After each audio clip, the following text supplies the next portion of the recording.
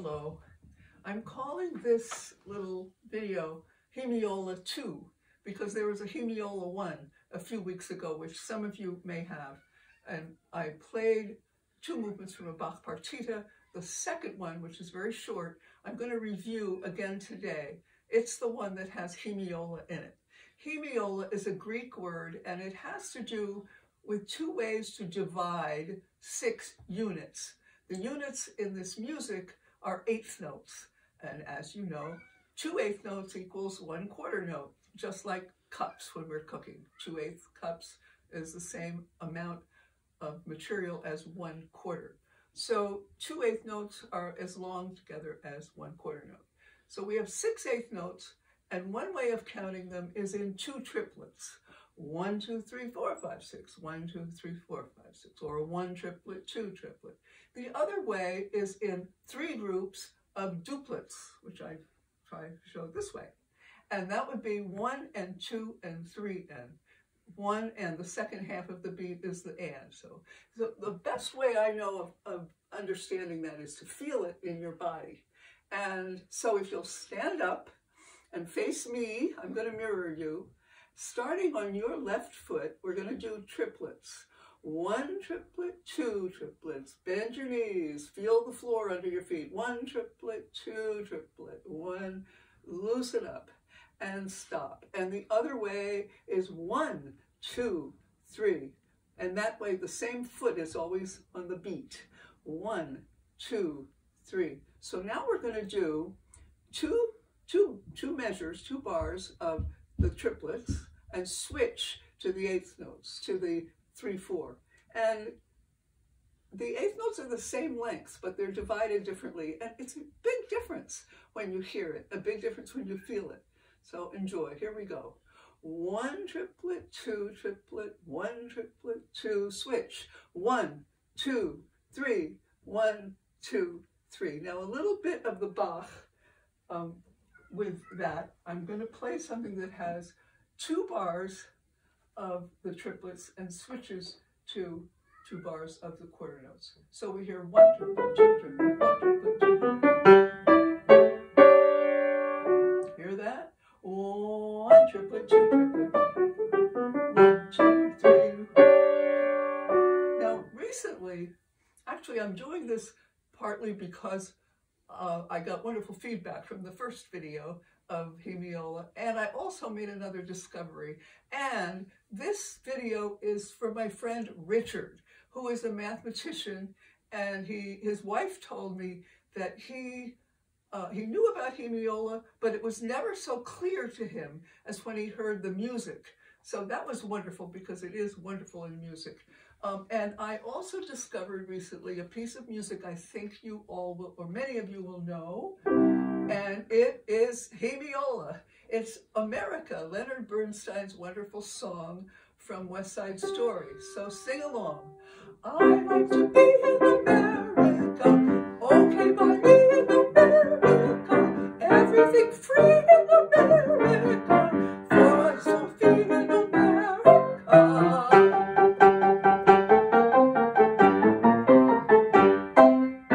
So we hear 1 triplet, 2 triplet, 1, 2, 3, 1 triplet, 2 triplet, 1, 2, 3, right? That's a great example of Hemiola. I was very happy to find it. And I thought, whoops, we have to do that. Now back to Bach, and one more example of triplets going to the quarter notes. 1, 2. And that's a longer one. Let me put, because you hear so many triplets, you think they're going to go on forever, and it changes. So here it is.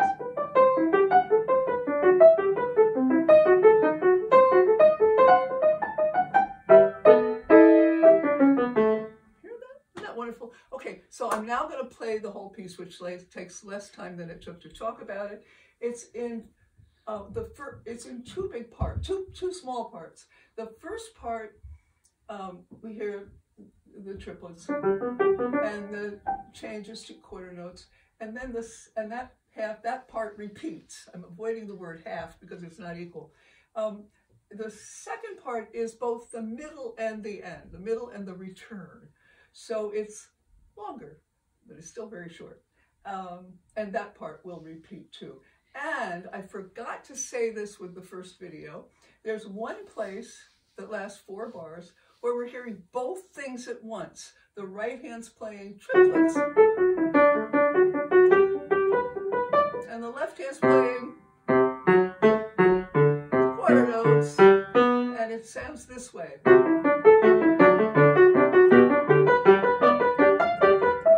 So your left hand doesn't know what your right hand's doing. It all works, and it's a wonderful, wonderful thing. Okay, after I'm playing this, I'm then going to share with you a beautiful Brahms piece that I've known for many years, completely different music, but also uses Hemiola. So here's the Bach.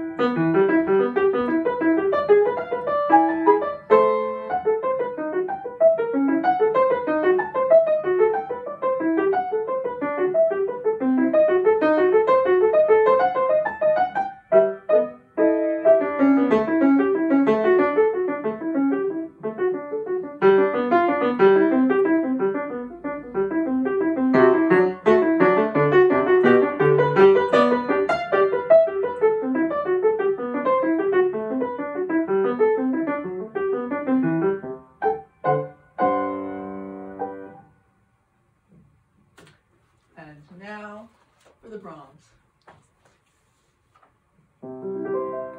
Totally different piece, exquisitely beautiful. I've loved it for years. This is from Opus 119, number 3. His late opuses, 116, 17, 18, and 19, were very late in his life. Around 1893, he wrote this little piece. He died in 1897. And some of his earlier piece and much of the 19th century music is huge. Tchaikovsky, Rachmaninoff. Now, they did write some shorter pieces, but it's a time where there were great, large, beautiful pieces of music. But late in Brahms's life, one of the things that's fascinated me for years is how he foresaw or wrote music, and it was very compact, and it got us into the 20th century. I think if he lived long enough, he'd be writing like Schoenberg. And I've had programs where I compared some late Brahms with some early Schoenberg, and that's just so beautiful. That's another topic for another day. But here, this beautiful little piece takes around 2 minutes to play, maybe a little more.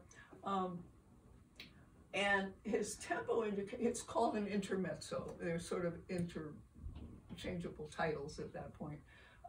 But the tempo indication is grazioso e giocoso. Grazioso, elegant, gracious, and giocoso, joyful. And it bubbles along, and I think one reason it just bubbles along so happily has to do with the Hemiola. The very first 2 measures, we have 1 triplet, 2 triplet, 1, 2, 3, 1. And when the rest of the right hand plays, we hear. And then it goes in triplets for a while, and then it comes back to duplets. We hear it again. hear it later on. This piece is in thirds. The first third, which we could call the exposition, like in a play when we meet all the characters and there's an incredible amount of dialogue because they're all letting us know through their dialogue who they are, what their relationship is, and it's a lot of information. In this piece, it's not a lot of information, but it is, we're definitely going to hear Hemiola. And then the middle section is like the adventure, the development section in the sonata, but it's all very short, so it happens very quickly.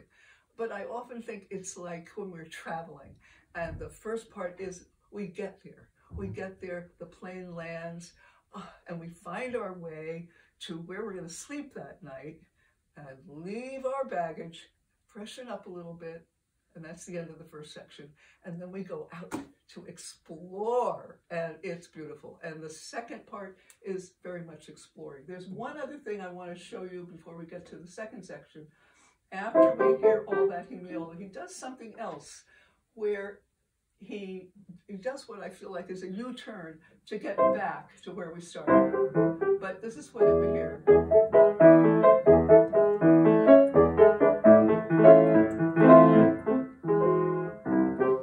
And what he's doing is accenting the weakest beat of the measure. 1, 2, 3, 4, 5, 6, 1, 2, 3, 4, 5, 6. Suddenly goes 1, 2, 3, 4, 5, 6, 1, 2, 3, 4, 5, 6, 1, and we're back. And he puts sostenuto, which means spread it out a little. And it's just like if you're doing a U-turn, you downshift and you get safely back again. And it comes back. And the second time he does that is the end of the first section. So we hear.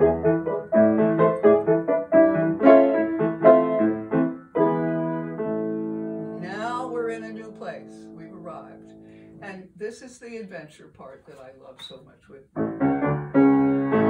That's the first theme, right? But now it's not only in another key, there are 3 instruments playing at 3 octaves. And here comes 2, 3, 6, and now it's somewhere else. But notice how much ground got covered in that few measures. Now,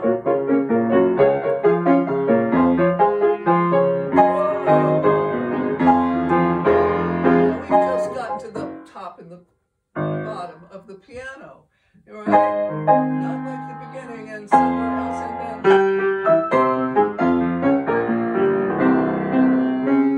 now it's calming down, and remember that we hear a little hint, and then we hear.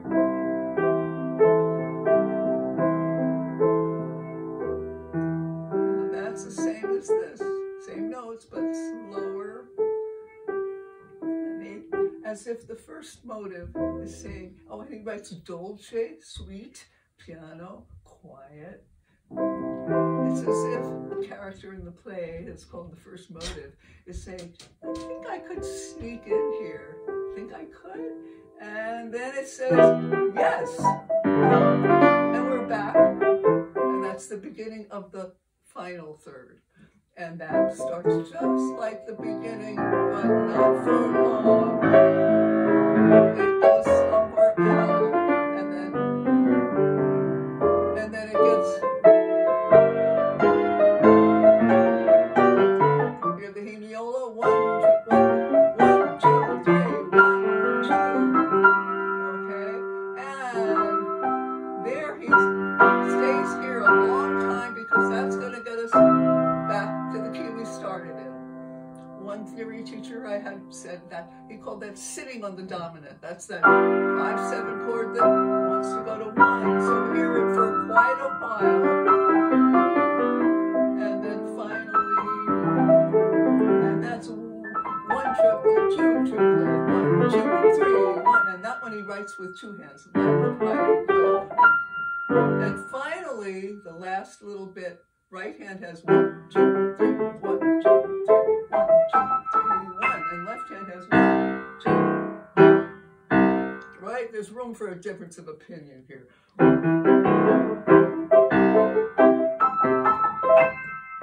So it proves we can be compatible and have different views. And here is that beautiful piece. It's all over very quickly, so tune in. Here we go. Grazioso e giocoso.